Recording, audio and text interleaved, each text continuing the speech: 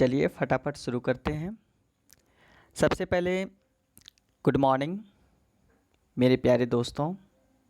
मैं बहुत अच्छा हूँ। आशा करते हैं आप अच्छे हो और भविष्य में अपने लक्ष्य को प्राप्त करें। इसी को लेते हुए आगे बढ़ते हैं। आज का जो क्वेश्चन है ये 2018 में पूछा गया है बीएड फर्स्ट ईयर में, जो कि 2020 के लिए इम्पॉर्टेंट क्वेश्चन है, जो कि मैं आप लोगों के सामने लेके आया हूँ। वो है पाठ्यचर्या और पाठ्यक्रम में क्या अंतर है, स्पष्ट करें। इससे पहले मैं एक बात बता दूं कि दोस्तों कई बार कई पिछले बुकों में देखा जा रहा है, जो कि 2017 के बुक में देखा जाए तो कई जगह पाठ्यचर्या और पाठ्यक्रम में बहुत बार लोगों के मनों में बहुत उलझनें होती हैं। तो मैं इस उलझन को भी समाप्त कर दूं ताकि आप लोग इस उलझन में ना पड़े और एग्ज़ाम में कोई भूल ना हो आप लोगों से। तो चलिए आगे बढ़ते हैं। देखिए, पाठ्यचर्या अगर आए तो उसका इंग्लिश करिकुलम होता है, ठीक है दोस्तों। और अगर पाठ्यक्रम आए तो उसका इंग्लिश सिलेबस होता है। इंग्लिश को पकड़िएगा, ठीक है दोस्तों। इंग्लिश को पकड़ते हुए आगे बढ़ना है, ठीक है। अब आई होप कि आप थोड़ा बहुत स्पष्ट हुए होंगे। बाकी मैं आते हैं बारी बारी से, उसके बाद स्पष्ट होते हैं। तो मेरा प्रश्न है, पाठ्यचर्या और पाठ्यक्रम में क्या अंतर है, स्पष्ट करें। तो दोस्तों अगर इस तरह के प्रश्न अगर कभी भी आपके क्वेश्चन में पूछा जाए, या फिर पाठ्यचर्या ही नहीं किसी और विषय वस्तु पर अगर पूछा जाए कि अंतर क्या होता है, तो सबसे पहली बात तो उन दोनों से रिलेटेड भूमिका लिखिए। भूमिका का क्या मतलब है? भूमिका ये चीज़ होता है कि आप एक कुछ शब्दों में उनके बारे में कुछ बोल रहे हो, कुछ ही शब्दों में उन दोनों के बारे में आप प्रस्तुति दें, ठीक है।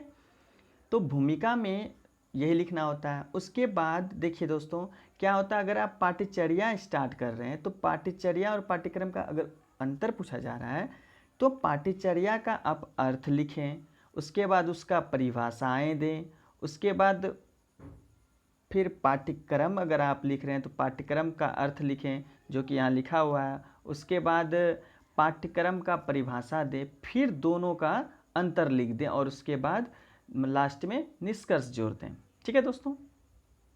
तो ये होता है क्वेश्चन का प्रारूप तैयार करना। तो आगे बढ़ते हैं, भूमिका पे आते हैं। देखिए लिखा है पाठ्यचर्या और पाठ्यक्रम दोनों ही अध्यापक और शिक्षार्थी के लिए बहुत उपयोगी है। बिल्कुल सही बात। अगर पाठ्यचर्या और पाठ्यक्रम ना हो तो अधिगम प्रक्रिया जो होती है, अधिगम जो होती है, यानी सीखने सिखाने के जो कार्य होते हैं वो सुचारू रूप से चल नहीं पाएगा, ठीक है दोस्तों।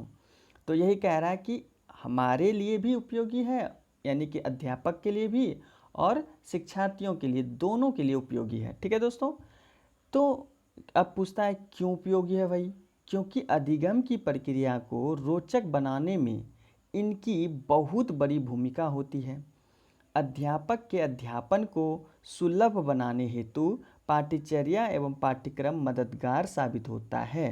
कहने का मतलब है, अगर कोई भी अध्यापक, अध्यापन का मतलब ये है, शब्द अध्यापन आया तो अध्यापन का मतलब ये होता है कि आप कक्ष में जब विद्यार्थी के सामने आप किसी भी विषय वस्तु पर आप बच्चे को बताते हैं तो उन्हीं क्रिया को हम अध्यापन कहते हैं। तो कहते हैं अध्यापन और अध्यापक के जो सुलभ बनाता है अध्यापक को अध्यापन करने में, तो उनमें सुलभ जो कैसे बनाता है, तो ये पाठ्यचर्या और पाठ्यक्रम इनका मदद करते हैं, ठीक है दोस्तों। तो साथ ही कौन कौन सा विषय विद्यालय में किस समय पढ़ाना है, किस क्लास के बच्चों को पढ़ाना है, ये निर्धारित करते हैं।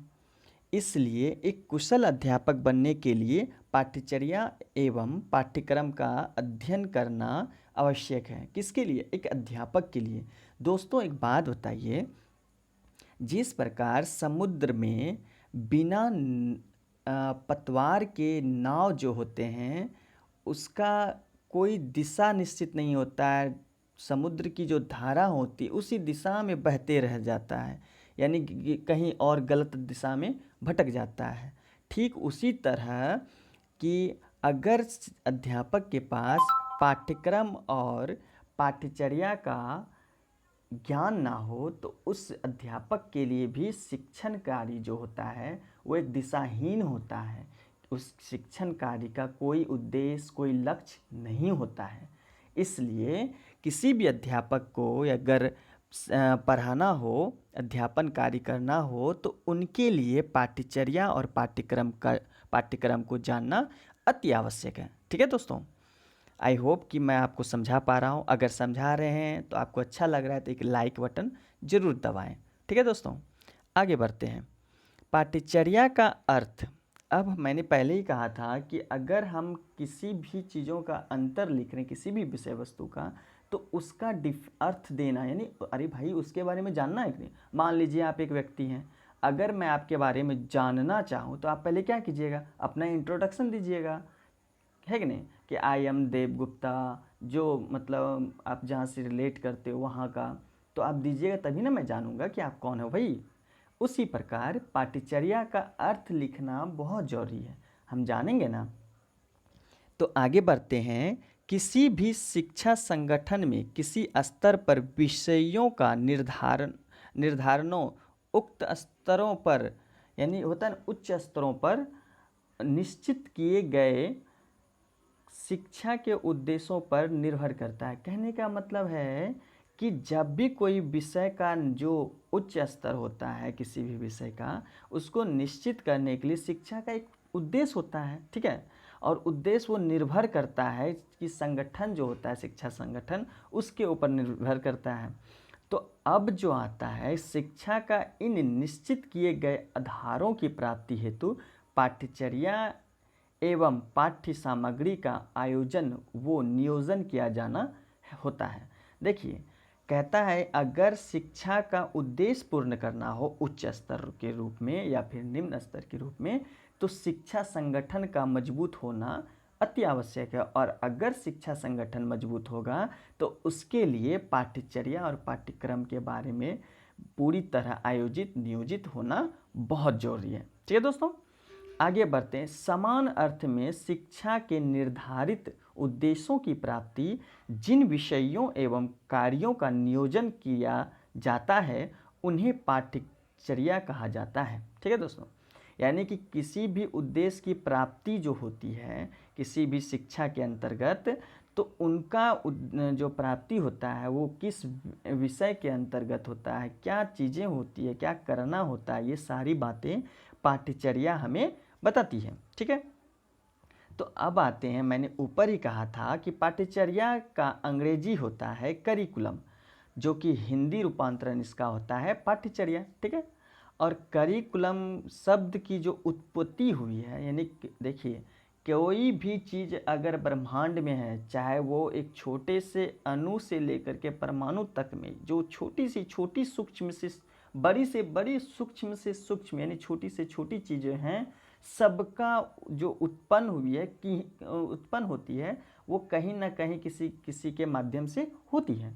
उसी प्रकार ये करिकुलम वर्ड जो उत्पत्ति हुई है उनका हुआ है लैटिन शब्द से हुआ है, जिसका हिंदी होता है कुर्रे, और मतलब लैटिन भाषा के माध्यम से हुआ है जिसका कुर्रे शब्द से लिया माना जाता है।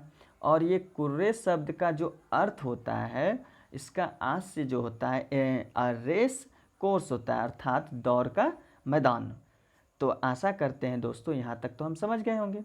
ठीक है, सिंपली याद रखना है अर्थ में कि करिकुलम शब्द से बना है, करिकुलम शब्द को इसका पाठ्यचर्या का हिंदी होता है, इंग्लिश होता है, और इसका जो इंग्लिश होता है वो कहाँ से लिया गया है, लैटिन शब्द के कुर्रे शब्द से लिया गया है, जिसका अर्थ होता है दौड़ का मैदान।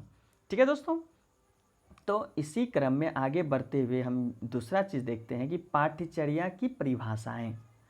अब जो है हमने जैसा कि बारी बारी से बताया था पाठ्यचर्या की परिभाषा भी पढ़नी है, तो परिभाषा में आप देख रहे हैं कि किस प्रकार लिखा हुआ है कि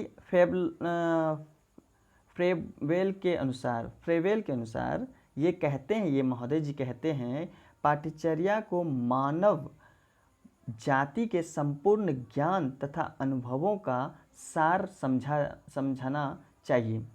कहने का मतलब है कि जितना ज्ञान होता है मानव जाति का, उसका ज्ञान और उसके जो अनुभव होते हैं, उन चीज़ों में सारा चीज़ जो आता है वो कहाँ से आता है? पाठ्यचर्या से आता है। ठीक है, अब बताते हैं पाठ्यचर्या की एक छोटी सी बात मैं आपको बताना चाहूँगा कि पाठ्यचर्या जो है, आप अगर घर में भी किसी तरह संतुलन या फिर अनुशासित रहते हैं तो कहीं ना कहीं पाठ्यचर्या आपके मददगार होते हैं। ठीक है दोस्तों, तो आगे चलते हैं। मुनरो जी के अनुसार ये कहते हैं महोदय जी, पाठ्यचर्या में ये सभी क्रियाएं सम्मिलित हैं। मतलब कहते हैं पाठ्यचर्या में वे सभी क्रिया सम्मिलित हैं जिनका हम शिक्षा के उद्देश्यों की प्राप्ति हेतु विद्यालय में उपयोग करते हैं।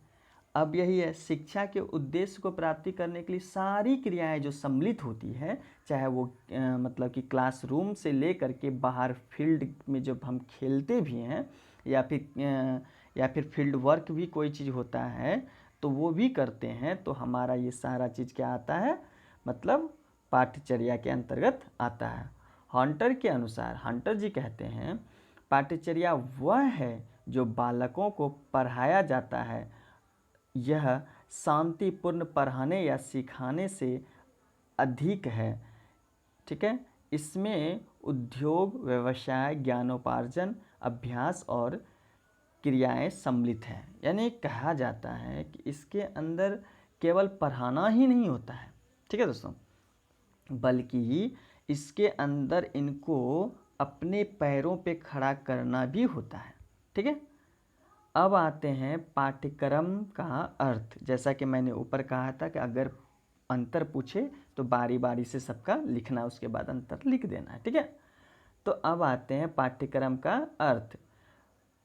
पाठ्य वस्तु एक शैक्षिक सत्र में विभिन्न विषयों में शिक्षकों द्वारा विद्यार्थी को प्रदान किए जाने वाले शिक्षण एवं क्रियाकलापों के विषय में निश्चित रूपरेखा प्रस्तुत है।